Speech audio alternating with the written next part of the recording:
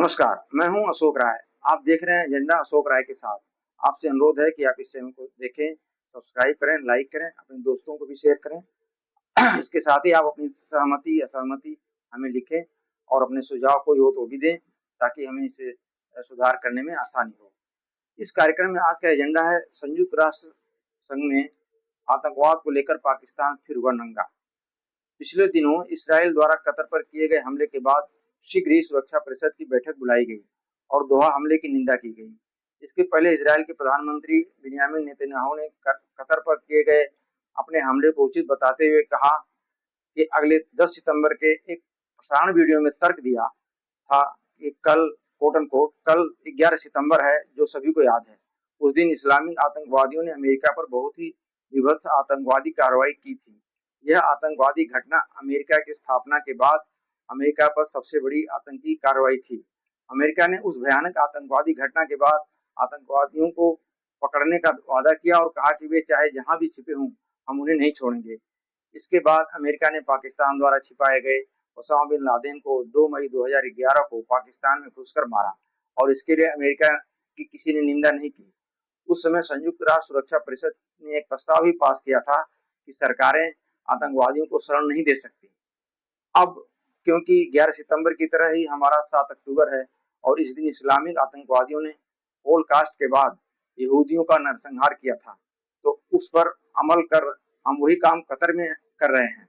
Netanyahu ने Qatar समेत अन्य देशों, पाकिस्तान सहित सभी को चेताया कि यदि वे आतंकियों को शरण देंगे और उनको पालते पोसते रहेंगे तो इसराइल उन पर ऐसे ही हमले करने से नहीं चूकेगा। पाकिस्तान को लेकर इसी तरह का बयान यूएन मानवाधिकार परिषद के हिलेल न्यूयर ने कहा, पाकिस्तान एक और ऐसा देश है जो आतंकवाद को प्रायोजित करता है। जब अमेरिका ने ओसामा बिन लादेन को पाकिस्तान में मार गिराया तो उस समय के संयुक्त राष्ट्र महासचिव ने कहा था, अब न्याय हुआ है और अंतर्राष्ट्रीय आतंकवाद के ऐसे मास्टरमाइंड का अंत हुआ है। फ्रांस ने इसे सभी लोकतंत्रों की जीत बताया था। इसराइल के प्रधानमंत्री बिन्यामिन नेतन्याहू के बयान को लेकर पाकिस्तान और इसराइल की सुरक्षा परिषद के प्रतिनिधि सुरक्षा परिषद में एक दूसरे से उलझ गए। पाकिस्तानी प्रतिनिधि आसिम इफ्तिकार अहमद का कहना था कि इसराइल पाकिस्तान को लेकर झूठ बोल रहा है और कतर पर किए गए अपने हमले को सही ठहरा रहा है।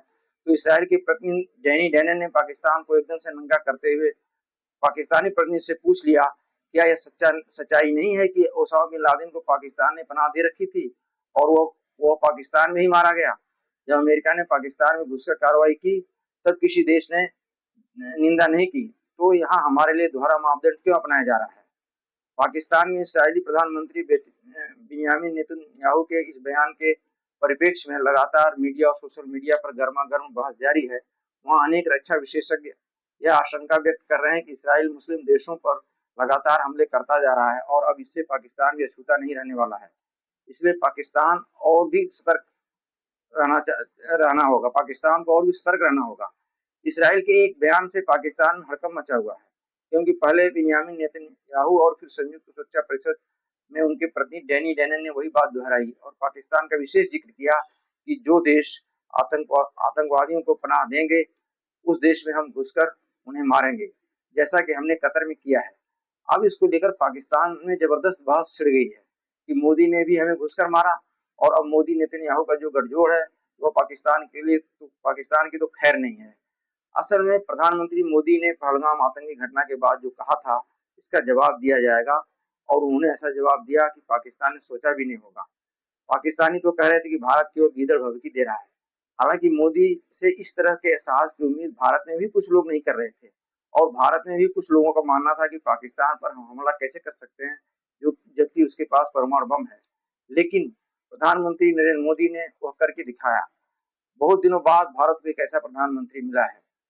प्रधानमंत्री नरेंद्र मोदी को कुछ न कुछ अप्रत्याशित करने के लिए जाना जाता है। इसी तरह नरेंद्र मोदी के प्रधानमंत्री बनने के पहले धारा 370 को के हटाने के प्रश्न पर जम्मू कश्मीर के पूर्व मुख्यमंत्री फारूक अब्दुल्ला ने 3 दिसंबर 2013 को कहा था कि नरेंद्र मोदी 10 बार भी देश के प्रधानमंत्री बन जाएं तो भी वह धारा 370 को नहीं हटा पाएंगे। और यही मत हमारे देश के कुछ तथाकथित लिबरल लोगों का भी था, मगर मोदी ने सभी के भ्रम के जाले झाड़ दिए। बल्कि इन्हीं फारूक अब्दुल्ला सहित तीनों पूर्व मुख्यमंत्रियों को हाउस अरेस्ट भी किया। इसलिए पाकिस्तान का जो डर है वो बेवजह नहीं है। पाकिस्तान के साथ तो ये होना था। पूरी दुनिया जानती है कि पाकिस्तान आतंकवादियों को पालता है। 21 अक्टूबर 2011 को ही हिलरी क्लिंटन ने पाकिस्तान को ये नसीहत दी थी कि आप अपने पिछवाड़े में सांप नहीं पाल सकते और उम्मीद करें कि वो सिर्फ आपके पड़ोसियों को ही काटेंगे, तो वो आपको भी काटेंगे। और अब इन्हें ही काट रहे हैं। लेकिन पाकिस्तान कहाँ बाज आने वाला है। पाकिस्तानी सेना वहां की जनता को भारत का डर दिखाकर बेवकूफ बनाती रहती है और अपने को प्रासंगिक रखते हुए अप्रत्यक्ष या प्रत्यक्ष रूप से शासन करती है। अगर पाकिस्तानी सेना ऐसा नहीं करेगी तो वहां आवाज उठना शुरू हो जाएगी, इतनी बड़ी फौज की क्या जरूरत है। इसलिए पाकिस्तानी सेना अपने वजूद को बचाए रखने के लिए भारत के खिलाफ आतंकवादियों को पालना पोसना कभी बंद नहीं करने वाली है। और भारत को भी रक्षा नहीं, आक्रमण की नीति जारी रखनी पड़ेगी।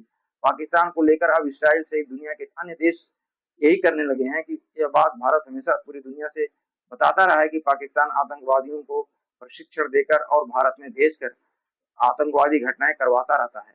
लेकिन दुनिया ने इस ओर कान नहीं दिया। जब 9/11 को अमेरिका पर आतंकवादी घटना हुई और इस घटना के सूत्र कहीं न कहीं पाकिस्तान से जुड़े, तब अमेरिका से पूरी दुनिया की आंख खुली कि जो भारत कह रहा था वो बिल्कुल सही है।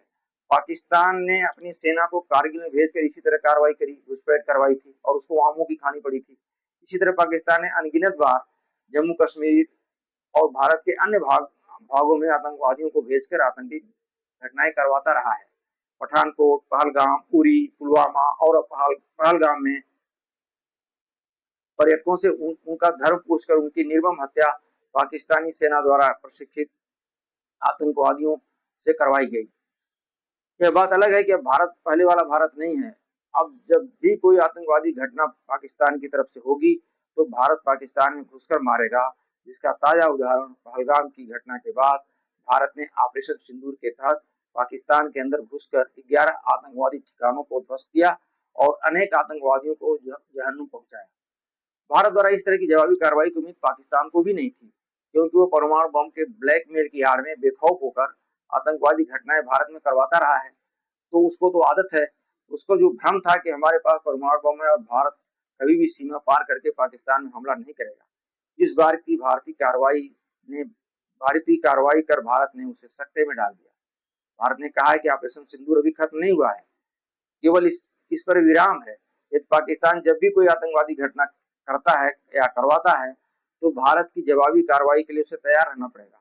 हालांकि पाकिस्तान अपनी हरकतों से बाज नहीं आने वाला है, लेकिन ऑपरेशन सिंदूर के तहत भारतीय जवाब भी उसके दिमाग में हमेशा रहेगा। इसका जवाब देने में भारत देरी नहीं लगाएगा। तो यह रहा आज का विश्लेषण। आपको कैसा लगा अपनी राय हमें कमेंट सेक्शन में दें और एक बार आपसे पुनः आग्रह है इसे सब्सक्राइब करें, लाइक करें ताकि इस चैनल को ग्रो करने में मदद मिले। धन्यवाद, नमस्कार।